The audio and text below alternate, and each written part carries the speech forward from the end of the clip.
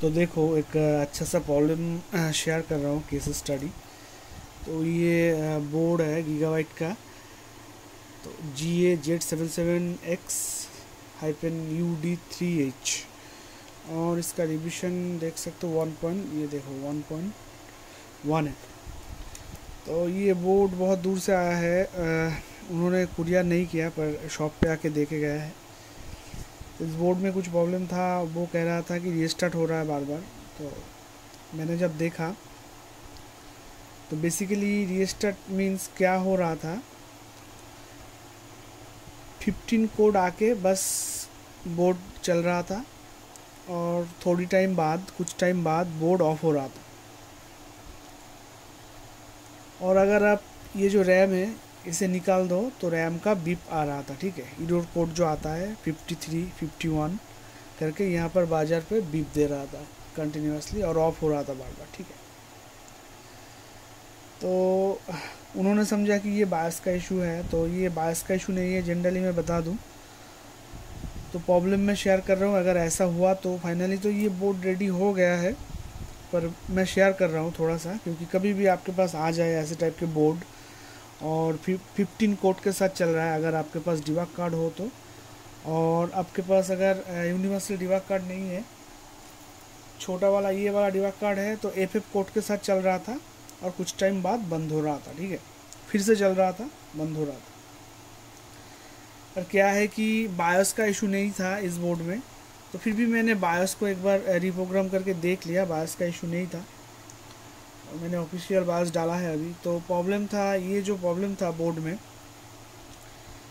15 आके रुक रहा था। अगर रैम को हटा दो तो रैम का मतलब तब कोड का वेरिएशन हो रहा था, फिर रैम का इरोज जब 51 53 पे जाके रुक रहा था।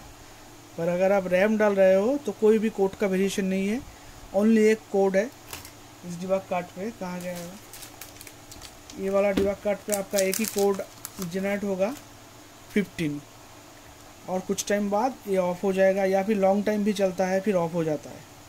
CPU हीट होता है इसका, जितना हीट होना चाहिए कोड VTT बनता है, पर डिस्प्ले आउट नहीं होता है। तो ये अगर सेम प्रॉब्लम हुआ तो देखो, ये है इसका PWM IC, एक मैनेज किया है मैंने। एक नया तो नहीं मिल नहीं रहा था नया, तो एक पुराना बोर्ड से मैंने मैनेज किया है। तो ये है वो PWM IC। अगर ऐसा प्रॉब्लम हो, फिर से एक बार बता रहा हूँ, 15 आके रुक रहा था, अगर रैम निकाल दो तो रैम का इरर कोड के साथ बाजार पे बीप आ रहा था, ठीक है। अगर ऐसा हो तो आप तो पहली दफ़ा बायोस तो एक बार करके देख सकते हो, ऑफिशियल बायोस अवेलेबल है। फिर भी ना हुआ तो डायरेक्टली जाके आप ये जो PWM IC है इसको या तो शोल्डर करके रीशोल्ड करके एक बार देख लो। अगर हुआ तो अच्छा, नहीं हुआ तो इसे चेंज कर दो। और ये IC मार्केट में अवेलेबल नहीं है, आप चेंज भी नहीं कर पाओगे, क्योंकि मैंने सारा जगह पे देख लिया है, कहीं पर भी नहीं है। पर एक अरेंज किया है मैंने एक, बहुत ढूंढने के बाद। तो अभी तो फ़िलहाल चल रहा है बोर्ड, अभी देख लो एक बार। तो पता नहीं कब तक चलेगा, क्योंकि ये पुराना IC है। पर अगर बोर्ड में और कोई इशू नहीं आएगा तो डेफिनेटली चलेगा। तो बोर्ड जिनका है, वीडियो तो मैं सर आपको भी भेज दूंगा लिंक, आप भी देख लेना कि आपका बोर्ड फाइनली रेडी हो चुका है। आपको देख के अच्छा लगेगा। और डिबग कार्ड डालने की ज़रूरत नहीं है, क्योंकि ये ऑनबोर्ड डिबग कार्ड इसमें है, ठीक है।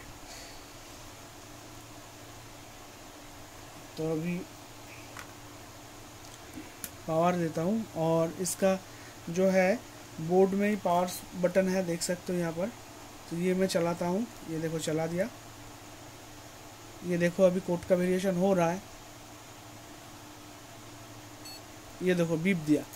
अभी इसका डिस्प्ले डेफिनेटली आ चुका है, एकदम फुलफिल क्लियर, ठीक है। क्योंकि मैंने IC जो है इसका कोर IC जो बोलते हैं PWM IC, इसको मैंने रिप्लेस कर दिया है, ठीक है। और ये मैंने पुराना कलेक्ट किया है, देखो डिस्प्ले यहाँ पर आ चुका है, ठीक है। ये देख, तो अफसोस मैं दिखा नहीं पाया, रॉ फुटेज डाल नहीं पाया, क्योंकि इस बोर्ड को लेके बहुत दिन से मैं परेशान था। क्योंकि सर ने बहुत उम्मीद करके भेजा था मेरे पास, और मुझे बहुत ट्रस्ट करते हैं इसीलिए। तो मैंने बहुत कोशिश करने के बाद मुझे ये जो PWMIC मिला है, पर देखते हैं कब तक चलते हैं। और 1-2 दिन ऑब्जर्व में रखूँगा, उसके बाद डिलीवरी करूँगा। तो वीडियो अगर अच्छा लगे, कुछ भी नया कुछ सीखने को मिला है तो एक लाइक कर दो। तो मिलते हैं किसी अगले वीडियो पे, तब तक के लिए लव यू ऑल, जय हिंद।